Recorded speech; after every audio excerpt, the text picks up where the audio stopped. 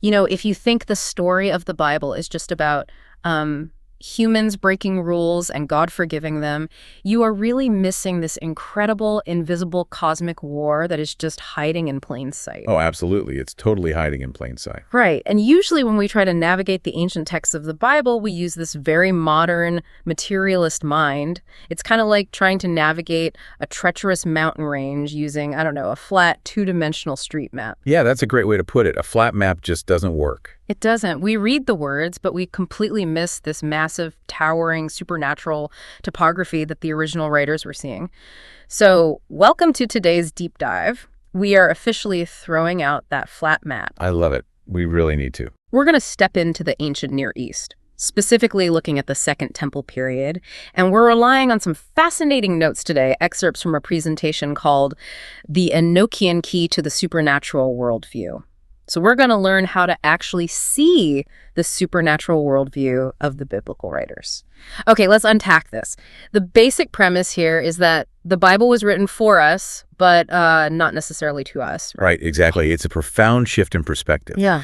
To really do this, we have to look closely at a massive chunk of history that, often just gets totally ignored. Yeah. If you grew up in a traditional church setting, you might have heard of the silent years, which is that roughly 400-year gap between the end of the Old Testament and the beginning of the New Testament. Right, the 400 silent years. But the problem is they weren't silent at all. No, they were chaotic. I mean, you have the conquests of Alexander the Great, the rise of the Greek Empire, forcing all this Hellenistic culture onto the Jewish people, the Maccabean Revolt, and then eventually the crushing weight of the Roman Empire. The Jewish people were suffering, and, during this time, they produced a massive amount of literature to try and make sense of their world. Yes, and that literature, which is often called Second Temple literature, is basically the water the New Testament writers were swimming in. Right. When we try to read the New Testament without having read texts like, say, First Enoch or the Book of Jubilees, we just end up hopelessly confused. We stumble over these bizarre references to spiritual warfare or angels who sinned, and we just kind of skim past them. We just skip right over them because they're weird. Exactly. But to an ancient reader, those phrases carried incredible specific weight. So the analogy from the presentation that makes the most sense to me here is treating texts like First Enoch as like a dictionary. Yes, a dictionary is a perfect analogy. Because we aren't saying it's a lost book of the Bible that you need to substitute in for the text you already have. We're saying it defines the concepts, the language, and the cultural assumptions that Jesus and the apostles just took for granted. Precisely. When the New Testament authors wrote, they were pulling from a vocabulary shaped by this exact era. If we don't use their dictionary, we are just projecting our modern Western definitions onto their ancient Eastern words. But I want to play devil's advocate for a second here, because if you're listening to this and thinking, wait a minute, if First Enoch is the dictionary to the New Testament, and if writers relied on it, are we supposed to read hidden, forbidden books? Why isn't it in the Bible today? What's fascinating here is that the ancient mind didn't view authority the way we do. Oh, good. How so? Well, they didn't have this hard binary where a book was either, perfectly inspired scripture or just worthless garbage. Right. It wasn't just black and white. Exactly. There was a middle ground of highly valuable foundational cultural literature. First, Enoch was widely circulated. The early church fathers read it. They quoted it. It wasn't suppressed or hidden. It just wasn't canonized. Right. It eventually wasn't categorized as part of the universally binding rule of faith. But acknowledging it isn't in the canon doesn't mean we can just erase its influence on the people who actually wrote the canon. That makes total sense. Okay, so if we open this Second Temple dictionary, what is the actual history we've been missing? Because today, the standard narrative points back to one single catastrophic event, right? Adam and Eve eating the fruit. Yes, the fall. But looking through this ancient lens, there isn't just one rebellion, there are actually three. Yes, and to understand the supernatural worldview, you really need all three. The first rebellion is, like you said, Genesis 3, the fall of man in the Garden of Eden. Right. This is the rebellion that introduced sin and death into the human experience. But for most modern readers, that is where the story of the world's brokenness just begins and ends. We blame all the world's evil solely on human disobedience. Here's where it gets really interesting, though, because if we look at the text through the eyes of someone living in the Second Temple period, Genesis 3 isn't the whole story. Not at all. It brings sin and death, sure, but it doesn't fully explain the massive, terrifying proliferation of supernatural evil. For that, we have to look at the second rebellion in Genesis 6, involving beings known as the Watchers. And this is exactly where modern readers get totally lost. Genesis 6 is usually treated as this weird, confusing paragraph right before the story of Noah's Ark. Oh, totally. The sons of God. Right, it talks about the sons of God seeing that human women were beautiful, taking them as wives, and producing these offspring called the Nephilim. If you just read those 4 verses, it's super cryptic. Yeah, it feels like it's out of nowhere. But in the ancient world, everybody knew the backstory. And First Enoch actually spends chapters detailing exactly what happened. So break down the mechanics of this for us. How exactly did this rebellion of the Watchers lead to, like, an explosion of evil? Well, according to the Enochian tradition, a group of angelic beings, the Watchers, were tasked with observing humanity. But instead, they lusted after human women, made a mutual pact to descend to Earth, and rebelled. Wow. But they didn't just interbreed. First Enoch explicitly states that they taught humanity forbidden heavenly secrets. Right, they industrialized sin. It wasn't just humans figuring things out slowly. The source material notes these Watchers taught humanity metallurgy, like how to make swords, knives, shields. Yes, weapons of war. And they taught root cutting and sorcery. They even taught the making of cosmetics and jewelry to, facilitate seduction. Exactly. The Watchers essentially handed humans the technology of self-destruction. This is why the ancient Jewish mind didn't just trace evil back to Adam. They believed humanity was corrupted by a deliberate, hostile intervention from the spiritual realm. That is wild. And it gets darker. When the flood came and wiped out the Nephilim, these giant hybrid offspring, their physical bodies died, but their spirits survived. And this is a massive piece of the puzzle. So in the ancient mindset, demons are not like fallen angels who rebelled with Satan before the earth was created. They are literally the disembodied, wandering spirits of these dead Nephilim. In the theology of the Second Temple period, yes, absolutely. That is where demons come from. That is crazy to think about. They are earthbound spirits inherently tied to the physical world, constantly seeking embodiment, which, perfectly explains why the demons in the New Testament are always trying to possess people. Or a herd of pigs. Exactly, or a herd of pigs. That drastically changes the scale of the conflict. In the modern view, humanity is just struggling with a sinful nature. In the ancient view, humanity is caught in the crossfire of a cosmic rebellion. We're constantly besieged by hostile entities. Right, entities that introduce weapons and warfare. But the tragedy doesn't stop there. If Genesis 6 explains the origin of demons, we still have to answer another question. Which is? How did the entire globe get carved up into different hostile spiritual territories? To understand that, we have to look at the third rebellion, which happens in Genesis 11. Okay, the Tower of Babel. Now, if you grew up sitting in a Sunday school class, Babel was likely explained to you as a simple origin story for why different languages exist. Right, the classic Sunday school lesson. People got arrogant, tried to build a really tall building, so God scrambled their languages to stop them, and they scattered. It feels very straightforward, almost like a petty punishment. But again, that is the flat map reading. When you look at the historical and cultural context of ancient Mesopotamia, a tower wasn't just a tall building. It was a ziggurat. A ziggurat? Yeah, and a ziggurat was a piece of ancient religious technology. Yeah. The Babylonians built them to serve as a stairway, not for humans to climb up to heaven, but to bring the gods down to earth to rest in their temples. So humans could feed them and manipulate them. Exactly, to manipulate them. So Babel wasn't about architectural arrogance at all. It was about localized control of the divine. Humanity was basically trying to dictate terms to the spiritual realm. Precisely. And God's response to this was far more severe than just confusing their vowels and consonants. According to the ancient framework drawn from texts like Deuteronomy 32, verse 8, Babel resulted in the allotment of the nations. The allotment of the nations. Right. Because humanity insisted on engaging with the divine on their own corrupt terms, God effectively said, if you want to worship lesser gods, you can have them. He disinherited the nations, dividing them up and placing them under the authority of lesser divine beings. Members of what the ancient texts call the divine council. Exactly. God set apart Israel for himself later, through Abraham, but the rest of the world was handed over to these spiritual administrators. But, and this is the key to the entire Old Testament, those lesser divine beings eventually went rogue.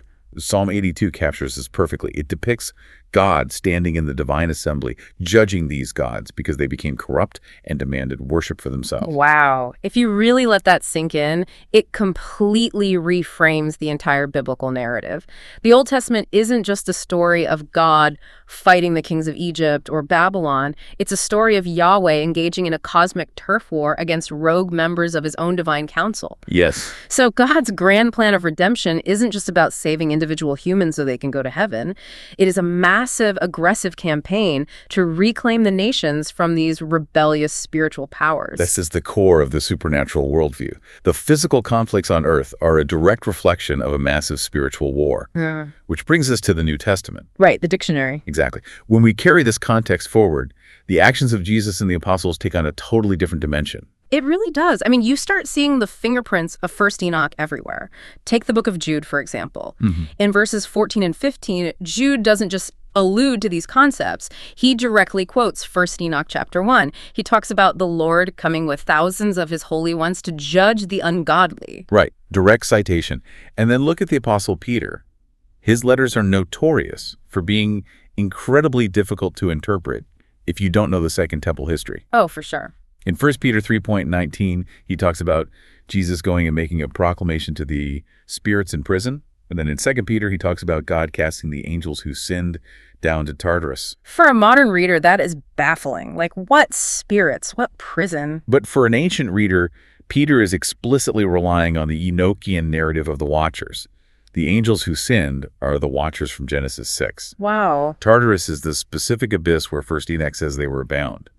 When Peter says Jesus went to the spirits in prison, he isn't saying Jesus went to hell to preach the gospel to dead humans. Yeah. He is saying that between his death and resurrection, Jesus descended to the imprisoned Watchers to announce his total cosmic victory over them. He went down there to say, you tried to destroy humanity. You tried to corrupt the earth, but I have conquered death, and your time is up.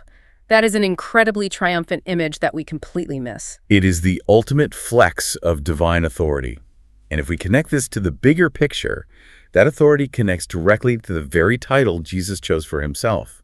Think about what Jesus called himself more than anything else. The Son of Man, which, to a modern ear sounds incredibly humble. It sounds like Jesus is just emphasizing his humanity. But in the Second Temple era, that title carried terrifying weight.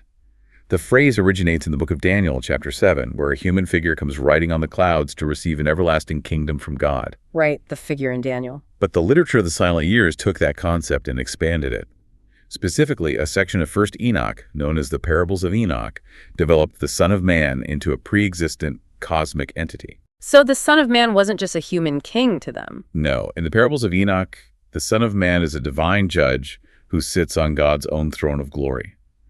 His specific job is to execute judgment, not just on wicked humans, but on the rebellious angels and the corrupt spiritual powers ruling the nations. Oh, wow. So when Jesus stood up in front of the high priest and claimed to be the Son of Man coming on the clouds of heaven, he wasn't just claiming to be the Messiah, he was claiming massive supernatural authority. He was telling the religious leaders and the spiritual powers behind them that the cosmic judge had arrived. He was basically planting a flag on occupied territory and declaring, I am taking the nations back. It makes total sense why the early church fathers viewed this Enochian context as crucial. They knew they were fighting against principalities and powers. They lived in the 3D topography of that cosmic war. And this entirely changes how we're supposed to view the gospel. In modern Western thought, the gospel is frequently reduced to a legal transaction. Right, a courtroom ledger. You broke the law, you owe a fine, Jesus paid the fine on the cross, your account is cleared. Transaction complete. So what does this all mean? Obviously, the forgiveness of sins is a vital part of the message. But if it's only a legal transaction, it ignores the Watchers, it ignores the divine council, and it ignores the hostile spiritual territory. Exactly. It leaves out the rest of the war. When you understand the three rebellions, the gospel becomes a cosmic victory for the glory of God.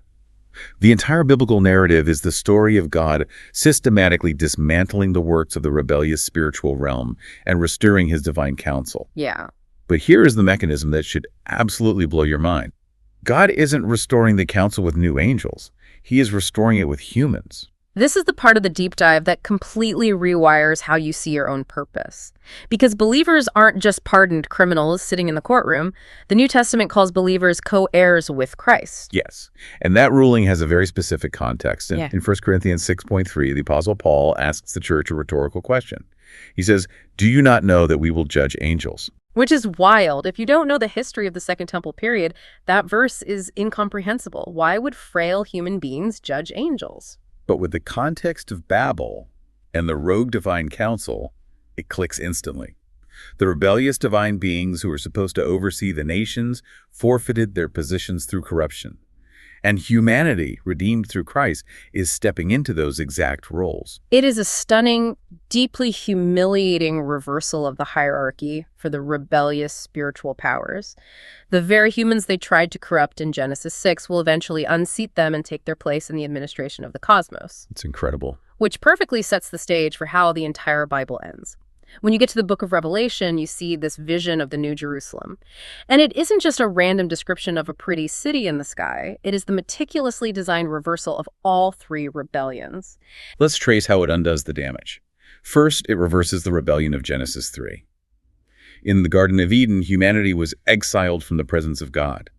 But in the New Jerusalem, the tree of life is planted right in the middle of the city, and sin and death are permanently eradicated. Right.